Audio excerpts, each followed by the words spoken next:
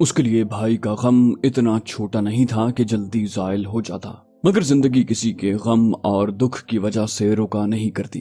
وہ تو بہتے دریا کی صورت ہر دم روا دوا رہتی ہے، نہ تو خوشی کے انبار اس کی راہ میں رکاوٹ ڈال سکتے ہیں اور نہ غم کے پہاڑ اس کا راستہ روک سکتے ہیں۔ زندگی تو بس چلتی رہتی ہے۔ اس نے دوبارہ کالج جانا شروع کر دیا تھا۔ کالج ان کے گھر سے 1.5-2 کلومیٹر دور تھا اور وہ یہ سارا راستہ پیدل ہی طے کیا کرتی تھی۔ نہ تو اس کے پاس رکشے کا کرایہ ہوتا اور نہ بس کا۔ پہلے تو بھائی کی وجہ سے ان کی گزر بسر ہو جایا کرتی تھی، اب تو وہ بھی نہیں رہا تھا۔ اس کا باپ ایک سرکاری محکمے سے ریٹائر ہوا تھا، اس کی محدود پینشن سے گھر کا گزارا نہیں چل سکتا تھا۔ بیٹے کی ناگہانی وفات کے بعد بشرا خاتون نے محلے کے متمول افراد کے ہاں کام کرنا شروع کر دیا۔ 2-3 گھروں کے برتن بھانڈے دھو کر اور گھر کی جھاڑ پونچھ کر کے اسے اتنا کچھ مل جاتا کہ وہ زندگی کی گاڑی کو آگے دھکیل سکیں۔ تناوش کو تعلیم جاری رکھنے میں کوئی فائدہ نظر نہیں آ رہا تھا۔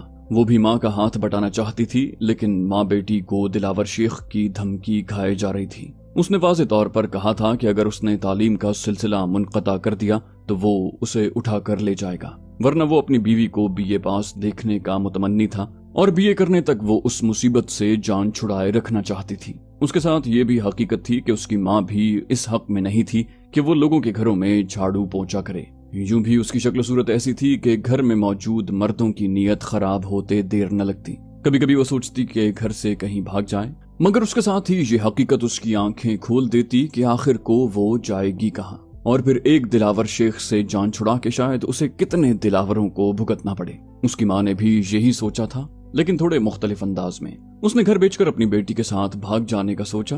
جن گھروں میں وہ کام کرتی تھی ان میں سے ایک ہمدرد شخص حاجی منظور کو اعتماد میں لے کر اس نے یہ درخواست کر دی کہ ان کے گھر کے لیے کوئی گاہک ڈھونڈ لائے۔ حاجی منظور بھی دلاور شیخ سے خوفزدہ تھا، لیکن یہ کام کوئی اتنا خطرے والا نہیں تھا کہ وہ صاف انکار کر دیتا۔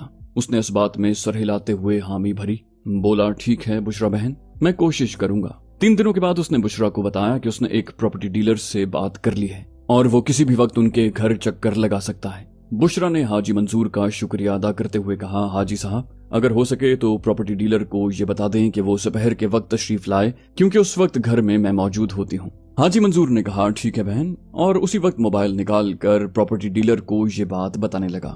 پراپرٹی ڈیلر اسی دن ان کے گھر آ گیا تھا۔ گھر کو اچھی طرح دیکھ کر اس نے جو قیمت لگائی وہ ان کی امیدوں سے کہیں کم تھی۔ میں اس گھر کے 10 لاکھ روپے سے زیادہ نہیں دے سکتا۔ نامعلوم اسے ان کی مجبوری کے بارے میں معلوم ہو گیا تھا یا یوں ہی ماں بیٹی کو بے وقوف جان کر وہ کوڑیوں کے مول ان کا گھر ہتھیانا چاہتا تھا۔ بشرا خاتون لجاجت سے بولی، بھائی جان ہم غریب ماں بیٹی کا یہی ایک ٹھکانہ ہے اور اسے بیچ کر ہم اپنے سر چھپانے کے لیے کوئی اور جگہ دیکھیں گے۔ خدا را اتنی کم قیمت نہ لگائیں کہ ہم ایک کمرے کا کوارٹر بھی نہ خرید سکیں۔ وہ کاروباری لہجے میں بولا، بہن جی 10-12 مرلے کے مکان کی کیا قیمت لگاؤں؟ بشرا خاتون بولی، بھائی یہ قیمت تو اس زمین کی بھی نہیں ہے، جبکہ اس پر 2 پختہ کمرے، برآمدہ، باورچی خانہ وغیرہ بھی بنا ہوا ہے۔ ڈیلر بولا، دیکھیں بہن جی آخری اور حتمی بات کروں گا، اگر پسند نہ آئے تو کسی اور کو بلوا لینا۔ بشرا خاتون کی آنکھوں میں آنسو آ گئے۔ بھائی جان ہم غریبوں کا کوئی نہیں ہے، اگر آپ نے اونے پونے میں یہ گھر خرید بھی لیا تو ایک دن اللہ پاک کو جان دینی ہے۔ محبوب شوہر کا آبائی گھر بیچتے ہوئے اس کا کلیجہ حلق کو آ رہا تھا اور پھر خریدار اس کے دام ایسے لگا رہا تھا کہ جیسے وہ کوئی جھونپڑی ہو۔ ڈیلر بولا، بہن جی یہ میرا کاروبار ہے، چند ٹکے میں نے بھی کمانے ہوتے ہیں، اگر آپ کو پسند نہیں ہے تو آپ نہ بیچیں، یوں مجھے آخرت کی دھمکیاں نہ دیں، میں آپ سے چھین تھوڑی رہا ہوں۔ بشرا خفیف سی ہو گئی، بولی، میں نے ایسا تو نہیں کہا بھائی جان۔ اس نے حاتم تائی کی قبر پر لات مارتے ہوئے کہا، اچھا چلیں ٹھیک ہے بہن جی 15 لاکھ دے دوں گا۔ بشرا خاتون بولی، بھائی جان ہم ماں بیٹی کو کوئی اندازہ نہیں ہے، میں کل حاجی صاحب سے معلوم کر کے آپ کو بتا دوں گی۔ بشرا خاتون اتنی بچی تو نہیں تھی کہ فوراً ہاں کر دیتی۔ 10 لاکھ سے بات شروع کرنے والا اگر 15 لاکھ تک آفر کر سکتا تھا تو یقیناً حاجی صاحب کے درمیان آنے کی وجہ سے کچھ مزید رقم بڑھا دیتا۔ وہ بولا، ٹھیک ہے بہن جی آپ حاجی صاحب سے پوچھ لیں اور پھر جو فیصلہ ہو مجھے اس نمبر پر بتا دیں۔ اس نے اپنا تعارفی کارڈ اس کی طرف بڑھا دیا۔ کارڈ لے کر بشرا نے کہا، بھائی جان آپ چائے تو پی کر جائیں۔ وہ بولا، نہیں بہن پھر کبھی صحیح۔ یہ کہہ کر وہ ان کے گھر سے نکل گیا۔ اگلے دن بشرا خاتون نے حاجی منظور سے گھر کی بابت مشورہ لیا۔ حاجی منظور نے اسے سمجھاتے ہوئے کہا، بہن مجھے کوئی خاص اندازہ تو نہیں ہے لیکن 15 لاکھ مناسب رقم ہی ہے، اور جو بھی آپ کے جو حالات ہیں ان کے مطابق اس رقم کو غنیمت سمجھو۔ جان اور عزت سے بڑھ کر نہ مال و دولت ہوتا ہے اور نہ زمین جائیداد۔ बुशरा ने उसकी बात पर इस बात में सर हिला दिया। बोली, ठीक कह रहे हैं भाईजान।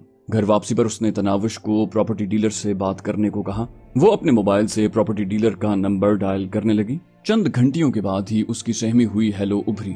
हेलो अंकल, मैं बुशरा बीबी की बेटी बात कर रही हूँ। कल आप हमारा मकान देखने आए थे ना? तनावुश का तारुफ भी पूरा नहीं हुआ था कि उसने राब्ता मुनक़ता कर दिया। उसने हैरानी भरे अंदाज में मोबाइल को कान से हटाकर देखा और दोबारा कॉल मिलाने लगी। घंटी के जाते ही नंबर मसरूफ कर दिया गया। तनावुश ने कार्ड पर उस नंबर को बगौर पढ़ा कि कहीं वो गलत नंबर तो नहीं मिला रही, मगर नंबर में कोई गलती नहीं थी। वो दोबारा नंबर डायल करने लगी। इस मर्तबा पहली ही घंटी पर कॉल वसूल कर ली गई और उसके कुछ कहने से पहले ही रिसीवर से डरी सहमी हुई आवाज बरामद हुई। मिस, आप क्यों मुझे बार बार कॉल कर रही हैं? खुदा का वास्ता है मुझसे राब्ता न करो। मेरी तौबा, मैंने आपका घर नहीं खरीदना। वो बोली, चचा जान क्या हुआ आपको?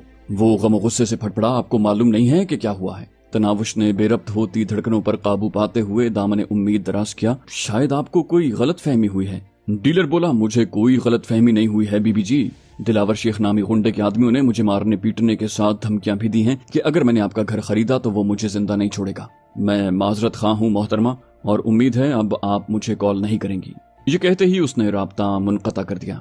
बातचीत खत्म होते ही उसकी माँ ने इश्तियाक भरे लहजे में पूछा, क्या हुआ बेटी?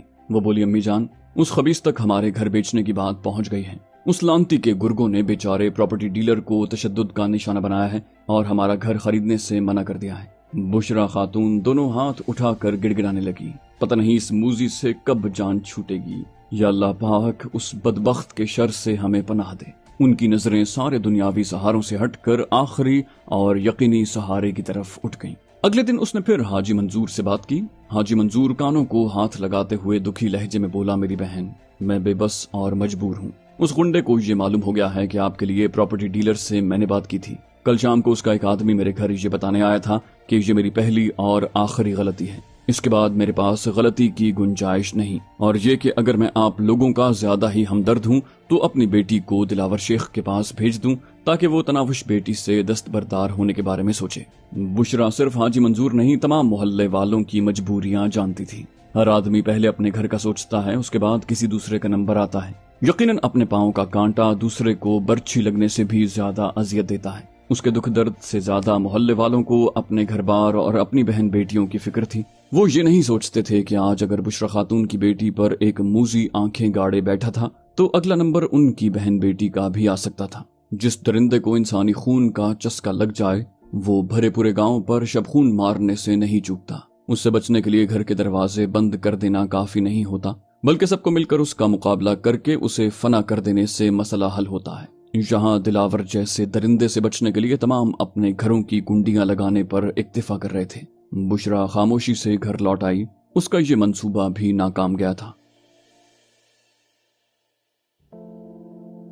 उसके भाई को मरे हुए महीना होने को था। एक रात मौलवी महबूब इलाही इशा की नमाज के बाद छुपता हुआ उनके घर आया। माँ बेटी उसे देखकर हैरान रह गई। दिलावर की इतनी सख्त धमकी के बावजूद वो उनकी मदद करने से बाज नहीं आ रहा था। वो बुशरा खातून को मशवरा देते हुए बोला, बुशरा बहन, बेहतर होगा कि जल्द से जल्द तनावुश बेटी के हाथ पीले कर दो, वरना उस बदबख्त खबीस से कोई बैद नहीं कि कब कोई घटिया हरकत कर गुजरे।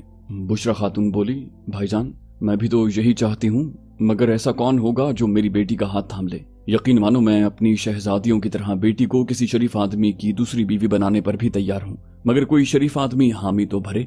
मौलवी महबूब इलाही ने कहा, बहन, ये काम चोरी छुपे करने वाला है।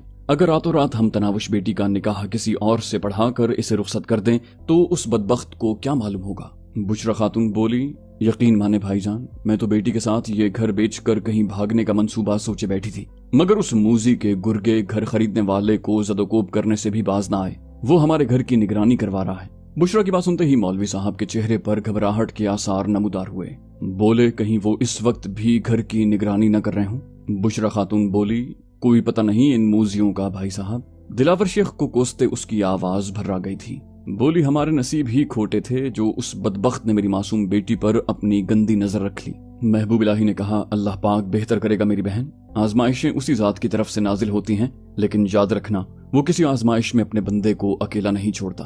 हर फिरौन के लिए उसने मूसा बनाया है। दिलावर भी ज्यादा दिन अपनी मनमानी नहीं कर सकेगा। बुशरा बोली, अगर मेरी बेटी की बर्बादी के बाद ये मूजी अपने अंजाम को पहुंचा भी तो मुझे क्या हासिल।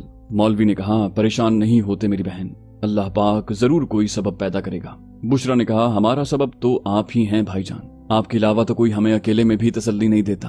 उसके लहजे में शुक्रगुजारी का गहरा एहसास पोशीदा था। महबूब इलाही ने कहा, मैं तो एक नाकारा सा बंदा हूँ बहन, काश मैं तनावुश बेटी को उस बदबख्त से छुटकारा दिला सकता। इस मर्तबा बुशरा उसकी बात का कोई जवाब न दे सकी। मौलवी साहब चंद लम्हे मजीद वहां बैठा और फिर तनावुश के सर पर शफकत भरा हाथ फेर कर रुखसत हो गया।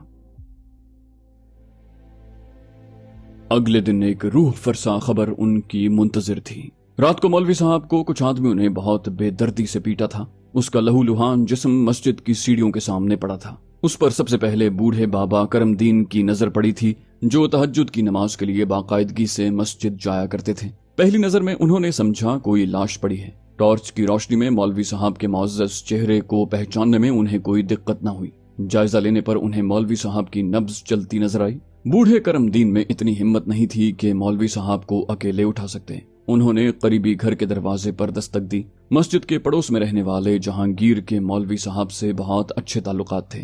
उसने फौरन कार निकाली और वो दोनों मिलकर मौलवी साहब को नजदीकी अस्पताल ले गए। बड़ी मुश्किल से इमरजेंसी में बैठा डॉक्टर मौलवी साहब को देखने पर आमादा हुआ था। मौलवी साहब की नब्ज बहुत धीरे धीरे चल रही थी। जिस वक्त बुशरा खातून तक ये बात पहुंची, उस वक्त मौलवी साहब खतरे की हुदूद से तो निकल गए थे, लेकिन उन्हें अभी तक अस्पताल से डिस्चार्ज नहीं किया गया था। मुजरिमों को अच्छी तरह पहचानने के बावजूद मौलवी साहब ने रिपोर्ट दर्ज करवाने की कोशिश न की थी, क्योंकि वो पुलिस की कारकर्दगी से अच्छी तरह से वाकिफ थे। तमाम मोहल्ले वालों को भी मालूम था कि मौलवी साहब को इस हाल तक पहुंचाने वाली शख्सियत कौन सी है। मौलवी साहब के अंजाम ने उन्हें मजीद मोहतात बना दिया था। इससे पहले कि अगर किसी के दिल में तनावुश और उसकी मां के लिए हमदर्दी का जज्बा रींग भी रहा था, तो मौलवी साहब की हालत देखकर वो जज्बा अपनी मौत आप मर गया था। बुशरा तनावुश को साथ लेकर मौलवी साहब को मिलने अस्पताल गई। उन्हें देखकर मौलवी साहब की आंखों में नमी उतर आई थी। माजरत खां हूं बहन, मैं आपके मेयार पर पूरा न उतर सका। मैं तनावुश बेटी के लिए कुछ भी न कर सका। बुशरा खातून ने गुलूगीर होते हुए कहा, अल्लाह पाक आपको दुनिया और आखिरत की कामयाबी अता करे मौलवी साहब। आपकी इस हालत की जिम्मेदार भी हम माँ बेटी हैं, हमें माफ कर देना। मौलवी साहब ने कहा, परेशान न हो मेरी बहन, मैं अल्लाह पाक की जात से मायूस नहीं हूँ। अल्लाह पाक कोई बेहतर सबब निकालेगा, उसके पास देर जरूर है, अंधेर नहीं है। बुशरा ने हसरत भरे लहजे में कहा, कहीं ये देर हशर के मैदान तक तवील न हो जाए। और मौलवी साहब उसकी बात का जवाब दिए बगैर ठंडा सांस भर कर रह गया, क्योंकि अल्लाह पाक के कामों में छुपी ताखीर की हिकमतें जानना किसी इंसान के बस से बाहर है। हफ्ते 10 दिन के बाद मौलवी महबूब इलाही सेहतयाब होकर घर आ गया था, लेकिन अब उसमें उतनी हिम्मत बाकी नहीं रही थी कि दिलावर शेख का मुकाबला कर सकता। मोहल्ले वालों ने इस काम में किसी भी किस्म की मदद करने से माजूरी जाहिर की थी। उन्हीं दिनों तनावुश को माँ की जबानी मालूम हुआ कि मौलवी महबूब इलाही वो मोहल्ला छोड़कर कहीं और जाने की कोशिश में है। उन जैसे मुखलिस इंसान के मोहल्ले से चले जाने के ख्याल ने तनावुश को उदास कर दिया था, मगर वो कुछ भी तो नहीं कर सकती थी। मौलवी साहब अपने मकान के लिए कोई मुनासिब खरीदार ढूंढ रहे थे। उसके बाद उन्होंने चले जाना था। मौलवी साहब जैसे मुखलिस और नेक शख्स को सिर्फ इस वजह से मोहल्ला छोड़ना पड़ रहा था कि वो माँ बेटी की मदद नहीं कर पाए थे, और आने वाले दिनों में दिलावर शेख की मजीद खबासतों से आंखें चुराने के लिए वो अपना आबाई घर छोड़ने पर तैयार हो गए थे। मोहल्ले के काफी बुजुर्गों ने दबे लफ्जों में मौलवी साहब को इस इकदाम से बाज रखने की कोशिश की थी, लेकिन जो लोग एक गुंडे के खिलाफ मौलवी साहब के साथ कंधे से कंधा मिलाकर खड़े नहीं हुए थे, वो अपनी बात मनवाने के मजाज नहीं थे। माँ के मुंह से मौलवी साहब के जाने की खबर सुनकर वो सारी रात सो न पाई थी। अगले दिन वो अपने कॉलेज के गेट के सामने से गुजरती हुई आगे बढ़ गई। उसके दिमाग में अजीब तरह की हसरत हिलकोरे ले रही थी। कॉलेज जाने या पढ़ाई करने पर उसका दिल बिल्कुल भी मायल नहीं हो रहा था। जिंदगी में ना तो उसे सुकून की कोई रमक नजर आई थी और ना खुशी की कोई झलक। वो जिंदगी के जिस दौर से गुजर रही थी, उस उम्र में एक लड़की के दिल में चाहने और चाहे जाने का गहरा एहसास पनप रहा होता है। एक जाना अनजाना महबूब हर वक्त उसकी सोचों में बसा उसे सुहाने सपनों में खोया रखता है। उसकी तो शक्ल सूरत भी ऐसी थी कि कई चाहने वाले उसके लिए दिल के दरवाजे वाकी रखते, इतने कि उससे चुनाव मुश्किल हो जाता। मगर किसी की ऐसी जसारत से पहले ही एक गलीज, कमीने और घटिया शख्स ने उस पर अपना जालिमाना तसर्रुफ जमा लिया था। वो आजाद होते हुए भी उसकी कैद में थी। उससे जान छुड़ाने की सारी कोशिशें बेकार गई थी। वो कराची की तेज रफ्तार सरगर्मियों को देखती हुई कंधे पर किताबों का बैग लटकाए खामोशी से आगे बढ़ती रही। उसके दाएं बाएं जिंदगी पूरी कुव्वत के साथ रवां दवां थी, जबकि उसकी मिसाल जिंदगी के उस बहते दरिया में किसी लाश की सी थी। खुशी और गम के एहसासात का तसव्वुर वो खो चुकी थी। एक नफरत का जज्बा था जिसके जेर असर वो जिंदगी से चिमटी हुई थी। दिलावर शेख की इबरतनाक मौत ही उसकी जिंदगी की सबसे बड़ी तमन्ना, सबसे बड़ी ख्वाहिश और सबसे बड़ी खुशी थी। दिलावर शेख की बीवी बनने से मौत को गले लगा लेना कई गुना ज्यादा आसान था, लेकिन मरने से पहले वो उस मूजी को अपनी आंखों के सामने तड़पते हुए मरते देखना चाहती थी। उस खुशकुन मंजर को देखने के लिए वो कोई भी कीमत देने को तैयार थी, मगर हर वक्त इसी सोच में खोए रहने के बावजूद उसे कोई मुनासिब हल नहीं सूझ रहा था। वो नहीं जानती थी कि इस ख्वाहिश को कैसे पूरा कर पाती। ऐसा कोई तरीका नहीं सूझ रहा था जिससे वो उस जलील का गलीज सर अपने हाथों से उसके तन से जुदा कर देती।